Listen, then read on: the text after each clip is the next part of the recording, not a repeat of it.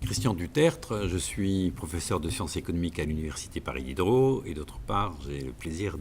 d'assurer la direction scientifique du laboratoire d'intervention et de recherche qui s'appelle ATEMIS. Ça signifie Analyse du travail, des mutations des industries et des services. C'est un laboratoire qui regroupe de manière pluridisciplinaire des spécialistes du travail, des ergonomes, des sociologues, des économistes, des gestionnaires, mais également qui regroupe à la fois des consultants qui sont intéressés par la recherche et d'autre part des chercheurs qui sont interpellés par l'intervention en entreprise ou dans toute autre organisation.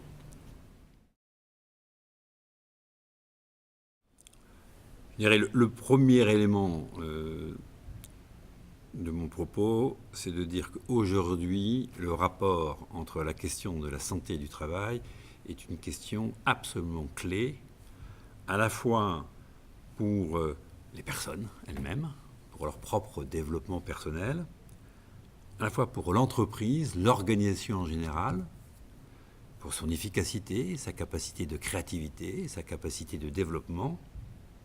mais également au regard des dynamiques macroéconomiques de nos sociétés, comme la France, l'Europe, et enfin, comme une question essentielle du vivre ensemble, c'est-à-dire une question essentielle d'ordre sociétal. Voilà, c'est la première chose. La question du travail et de la santé est une question essentielle contemporaine. Le deuxième point important, c'est de voir qu'on a besoin de se déplacer quand on aborde la question de la santé.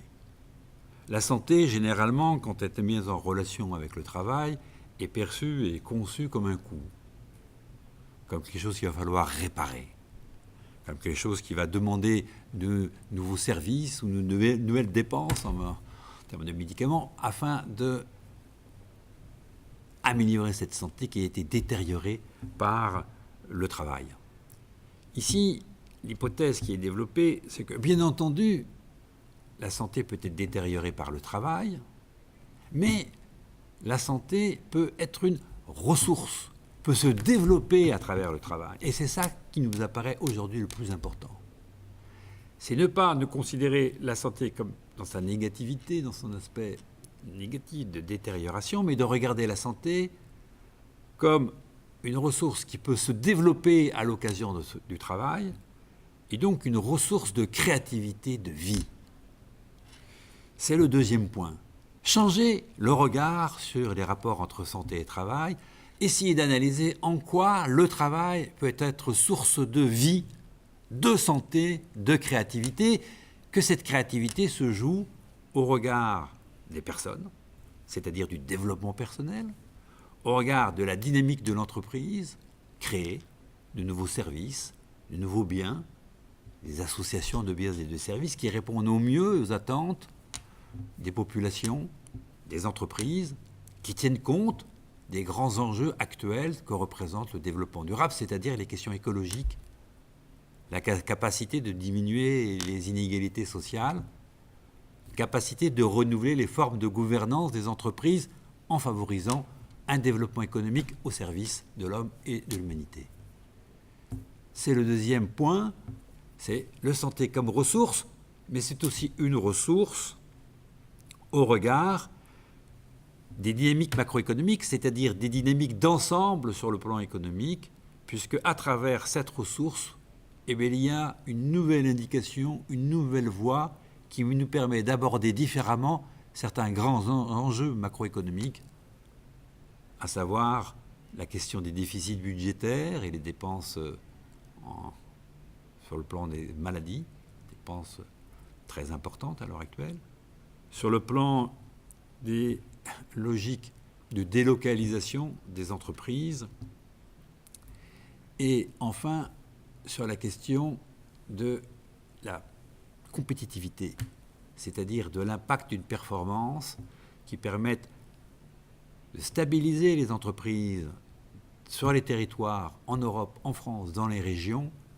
d'une manière telle que cette stabilisation dans ces territoires ne se retourne pas contre le travail. En d'autres termes, trouver des formes originales de compétitivité hors coût qui ne pèsent pas sur les logiques de rémunération du travail, qui ne pèsent pas sur la façon dont sur la base du travail, un certain nombre de prestations sociales sont financées. Enfin, le dernier point, je pense, important de cet exposé, c'est d'essayer de renouveler le rapport aux politiques dans une situation de crise politique, non pas au sens institutionnel du terme, on n'en est pas encore là, et on souhaite ne pas être là, mais de crise du rapport à la politique. On sent, parmi les citoyens en France et en Europe,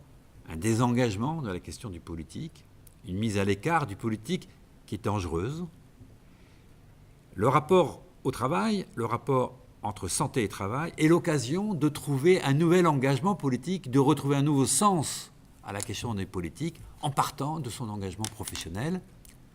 Parce qu'à l'heure actuelle, dans toute situation professionnelle, il y a une capacité d'agir, il y a une capacité d'action. À partir du moment où on repense les situations de travail, à partir du moment où on s'appuie sur le travail réel, qu'on le reconnaît et qu'on en fait un vecteur de transformation,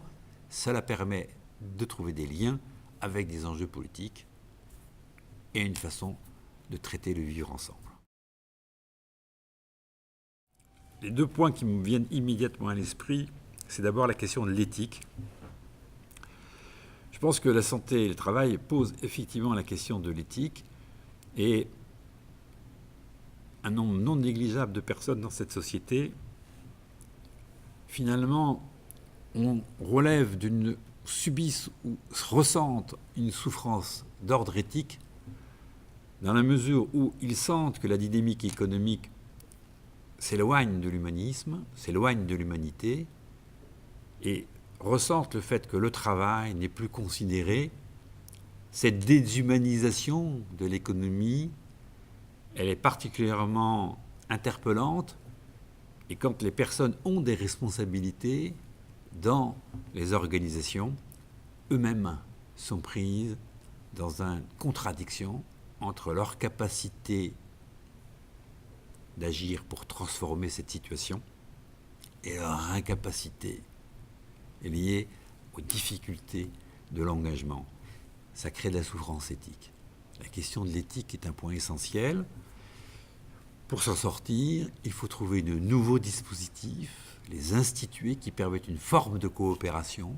entre différents métiers, notamment les métiers qui sont interpellés par la question de la santé au travail, les métiers du management, les métiers des médecins du travail, les métiers de la prévention et les métiers liés à la filière RH. Voilà, c'est le premier point. Le second point relève des débats qui ont tourné autour du management et des élus politiques, parce que le point de vue courant est de considérer que les managers portent une responsabilité majeure, que les élus portent une responsabilité majeure. C'est vrai, ils ont une responsabilité importante, mais leur capacité d'action, leur capacité d'écoute des situations de souffrance afin de transformer cette souffrance dans quelque chose de différent, leur capacité à mettre en place des dispositifs qui reconnaissent le travail réel, cette capacité est liée aussi à la façon dont leurs collaborateurs, leurs subalternes, les gens qui sont sur le plan hiérarchique au-dessous d'eux, prennent soin des managers, prennent soin des élus et reconnaissent que et les managers et les élus travaillent. En d'autres termes, la capacité des gens au-dessous de tenir compte des contraintes de ceux qui sont au-dessus, des gens au-dessous de faire remonter les questions qui peuvent être traitées par les gens au-dessus, c'est un enjeu essentiel pour progresser. Et vous voyez, c'est une façon de revisiter à la fois la coopération verticale, mais la coopération aussi entre les citoyens et les élus. Arrêtons d'accabler les élus ou les managers, trouvons le cheminement pour relancer cette coopération. Cela passe aussi par la façon dont les citoyens et les salariés en situation d'exécution ou en situation de subordination hiérarchique prennent en compte la question du travail des managers et des élus et de leur santé, notamment santé mentale. Je crois que c'est les deux grands enjeux qui ont traversé nos débats. D'autres choses ont été abordées, mais pour moi, c'est les deux questions centrales.